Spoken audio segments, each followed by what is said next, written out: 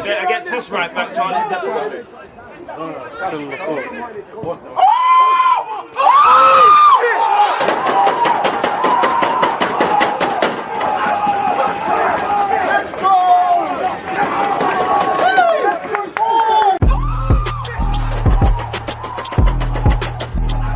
There's always just that active red line defending. I think it's like.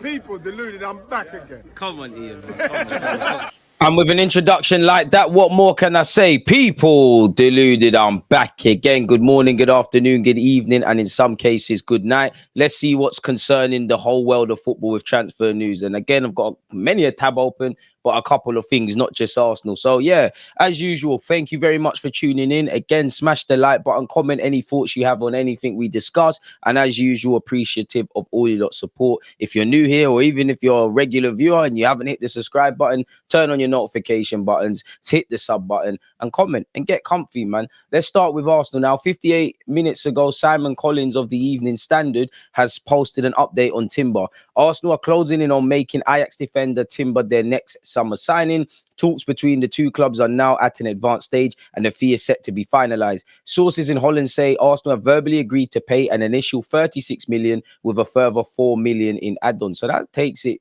my maths is poor, but ain't that 40 million odd quid or something like that, in and around that? Probably a sell-on clause if and when the 22-year-old eventually departs the football club. Now for Timber, I'm excited, you know, primarily a centre-back, but can play at right-back, can play in the back four, can play in the back three, 22 years of age. So he's not the finished article. There's scope to grow. There's scope to improve. It carries resale value like several other players. And he has got a solid foundation of experience playing for his country, playing for Ajax, you know, and he does seem like he's got a bit of captain's mentality that ties into what we already have, really and truly. So hopefully Declan Rice follows him, but it seems like Havertz first, Timber second, Declan Rice third, and I don't know where Arsenal fans are at, because while that would be a good start, and I can't pinpoint it as to why I feel like this, but it feels like we need to do a bit more if we're going to have any attempt to dislodge Manchester City, as well as improving on the training ground.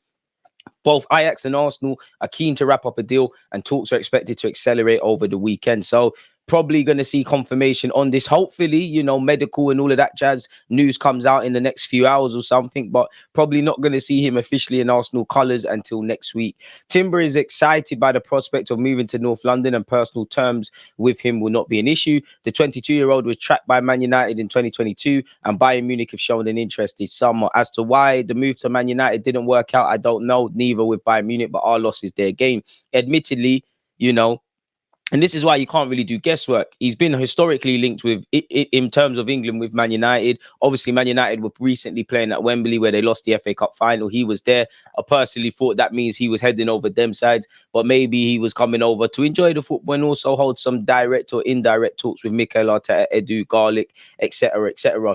Timber, however, has pushed to join Arsenal after being impressed by Mikel Arteta's project. The Dutch international is expected to be used as a right back, but he can play in the heart of defence if required. And obviously, you know, as much as I feel Saliba's a good player and things like that, and things, we need depth. We need depth. Now, Timber isn't coming in to be a squad player. You know, anyone that finds themselves not playing on a regular basis or starting consecutively, it's your fault. You need to give Mikel Arteta a headache and show why you need to play.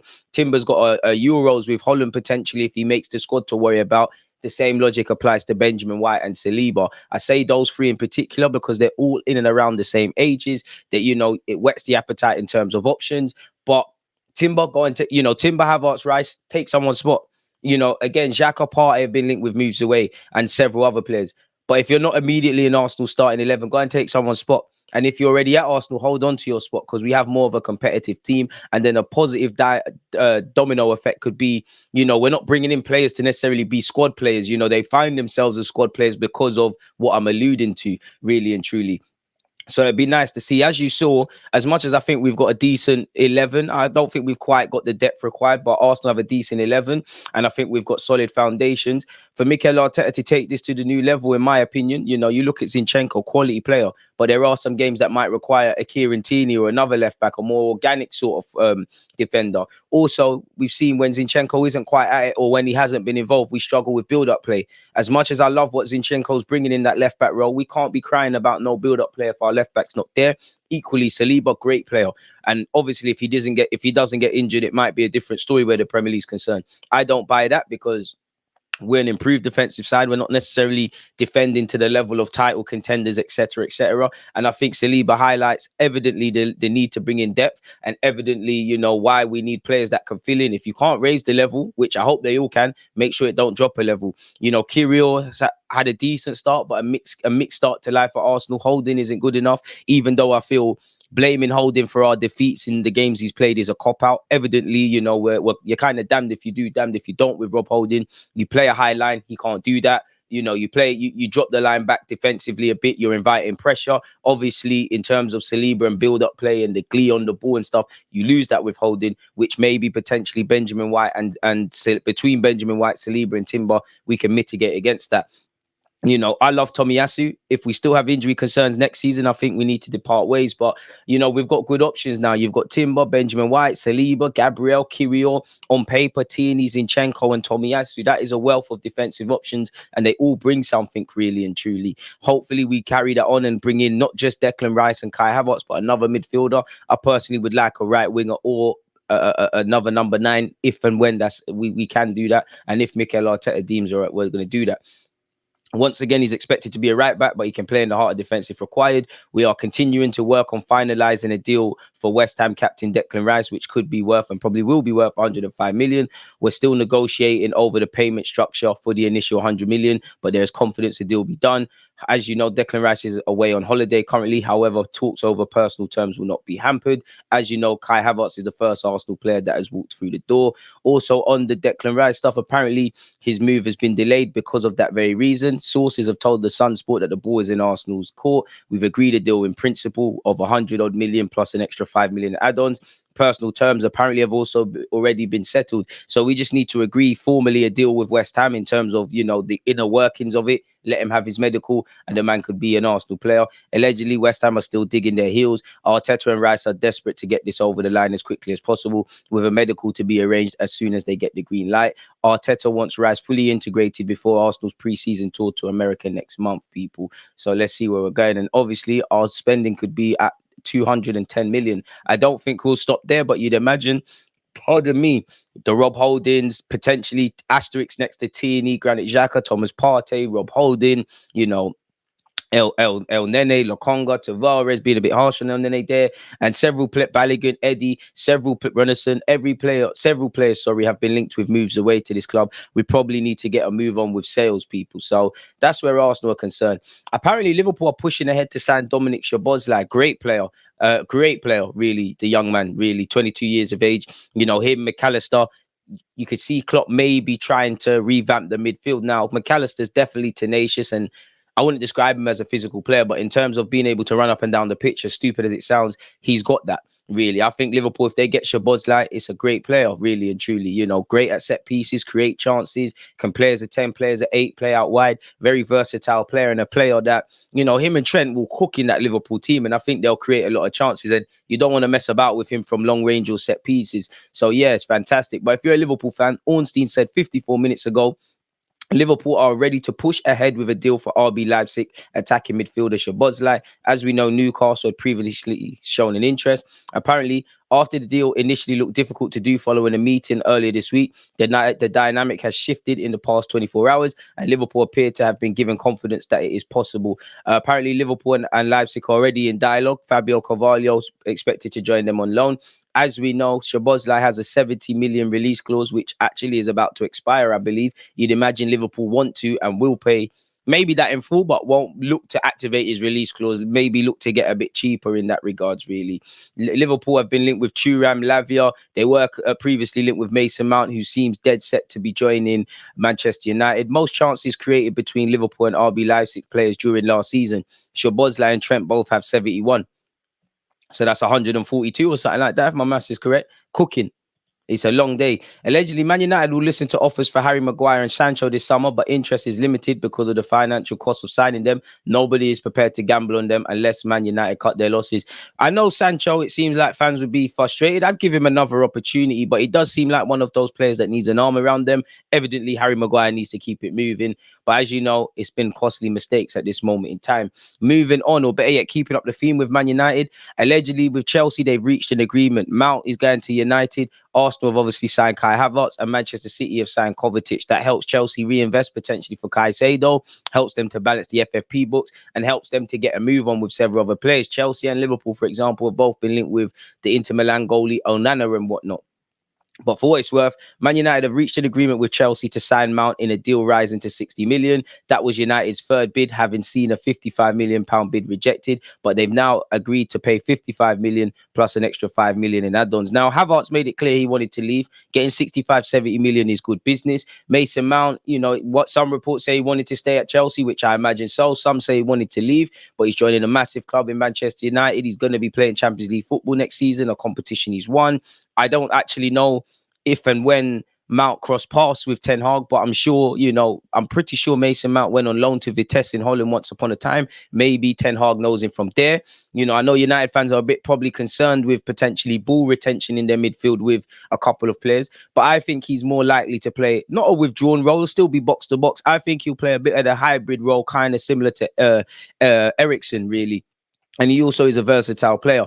You know, I don't think Mason Mount's a bad player. I think he's a quality player, if I'm honest with you. A lot to work on. So I think United are laughing. I do think Havertz, Mount and Kovacic will all fare a lot better at their new clubs. Probably Kovacic will be the best of the lot. I hope it's obviously Kai Havertz, especially if he becomes an 8. I think, you know, many United fans will come to like Mason Mount, really. The problem is it's not enough. You know, I'm sure Man United fans know more than me. Everything they know they need. For me, I think they need an 8, which could be Mount. I think they need another 6 because if Casemiro's suspended, needs rotation or injured, they drop down a level. I think they need another centre-half. Maybe they could address fullbacks. And I think a pressing area would be both ends of the pitch. They need a goalie regardless of what's happening with David De Gea. And I think they need a striker because, you know, on paper, they've got Martial, they've got Rashford, they've got players that are a bit of hybrid, can play all across the front three, but no one's really an out-and-out striker. And to be fair to Weghorst, United, I hope they do, but United can't really rock into the Champions League with Weghorst and aspire to do better in the Premier League with him as their go-to out-and-out striker of sorts, really. Allegedly, Mount's been given permission to undergo a medical and finalize paperwork. He'll sign until 2028 with an option of a further year. There are also rumors he'll earn 250k to 300 grand a week. Obviously, he's English, he's homegrown, he's 24. I think there's a lot to like about him. This Romano allegedly said Mason Mount was disappointed as he wanted to stay at Chelsea. He was not so happy in September, October, November. Everything collapsed in February. So maybe it was the beginning of the end. Now, Paul Torres of Villarreal seems to be going to Aston Villa. Emre's getting his signings in, and obviously Monchi, formerly of Sevilla, the director. Aston Villa have agreed a deal with Villarreal to sign Paul Torres. The 26-year-old Spain international has already agreed personal terms. He's emerged as one of Emre's top targets, and they've also signed Yuri Telemans. So they're doing all right, really and truly. And that's a quality signing, you know, been part of the World Cup squad for Spain, 23 caps for Spain, made 39 appearances last season for them. So, yeah, he's doing his thing. And was you there when they beat United in the Europa League? I don't even know, man. Football moves so fast. Arsenal allegedly have agreed a fee for Declan Rice. This was a few days ago, but I got to press the Arsenal propaganda. Apparently, Bayern Munich are preparing a new and improved offer for Harry Kane. Now, I don't know where you're at with Harry Kane if you was a Spurs fan, because you'd want to keep him. It's going to cost a lot of money to improve Spurs and improve their strike rate and replace Harry Kane. And also, if everybody sees you sell Harry Kane, you know, especially as his contract like Mount's running down, every club, you know, Spurs might go for Osimhen, for example, and Napoli, for this example, might say 90 million. Now, seeing that you're desperate, you know, for a striker, and now seeing obviously you sold Kane, they might say, I know I said 90 million last week, 120 this week, take it or leave it, so on and so forth. You know, I do think Harry Kane is one of them that's a bit gullible in that if Spurs, having committed Kulusevski, haven't brought in Maddison, obviously got Son, if they hope not, but if their manager can do their thing and whatnot, and maybe if they get into a final of a League Cup or go far in the FA Cup, I think he'll be, you know, persuaded to sign a new deal. I think he badly wants to win a trophy at Spurs, but I think at 29 years of age now, You've got to do what's best for you. When you think of Harry Kane, you think of a lot of individual records, you know, really. This isn't Formula One golf or boxing. You know, he's won hella golden boots, top goal scorer, many a statistic. But he's going to look back and think, wow. And at some point at Spurs, you're 29 now. You could be 34. You know, they're not going to care for all clubs, rightly so. They're not going to care about the years you showed loyalty if you're not quite the Harry Kane that you was now, because time moves on. You've got to have no regrets in your career. And I'm sure out of all the clubs, Daniel Levy's, employee Harry Kane's been linked with Chelsea, United, Paris Saint-Germain, Bayern Munich. He'd be happy to sell him abroad. But we've seen the Harry Kane saga before. I still don't think Spurs will budge on selling him for 86 million quid. I think they'll need to get over the £100 million mark. Will they do that? For as great as Harry Kane is, a 29-year-old with a year left on his deal, which from January could actually agree a free move to Bayern Munich for next season? I don't know. Chelsea and Liverpool snubbed as Napoli hero reveals there are only two clubs Osimhen would join this summer, allegedly, people. Former Italy and Napoli midfielder Salvatore Banagri said, you know, that he only is going to join the Champions League club. Osimhen won't return to France because he's already played there. He doesn't want to go to Liverpool or Chelsea because they do not play in the Champions League. Of all the teams associated with him, for me, he would only go to Man United and Real Madrid. He's not interested in other teams. So that seems more think pieces more than anything. James Maddison has signed on a 5-year deal with Spurs for 40 million. Great signing for Spurs. They need creativity, you know, and they need to address other areas of the field, but a great step in the direction, really. Hopefully that means, you know, that's the bulk of their business done. You never want to see Spurs succeed, really. Szoboszlai allegedly wants the Liverpool move. Apparently Mount's departure is an indictment of shambolic Chelsea. It is what it is. I'm not going to quite read that again. It is that. But Chelsea have announced the signing of Ashley Lawrence. In my opinion, she must be the best footballer in the world. Damn. But Barella's leaning towards staying at Inter Milan. Apparently, Ziyech has failed a medical in relation to moving to Saudi. Man United are still being linked with a bunch of goalies. As David De Gea's contract runs down, they've been linked with Porto's Costa, Brentford's Raya, and Andre Onana, as we spoke about. So, yeah. It doesn't appear that there's anything else, people. Again, we all know Messi's going to Inter Miami. Balogun could be on the move.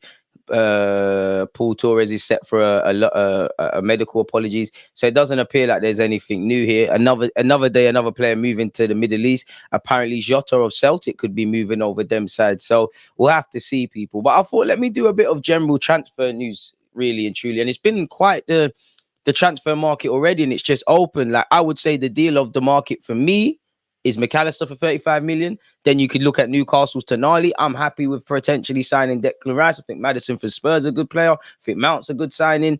Paul Torres took me by surprise going to Aston Villa, as did Yuri Telemans. So yeah, there'll be plenty of twists, turns, bumps and bruises along this transfer saga. Caicedo will probably move somewhere, as will Lavia. Let me know your thoughts on everything we've discussed. Smash the like button, subscribe if you haven't. Stay safe, stay blessed. I'm out.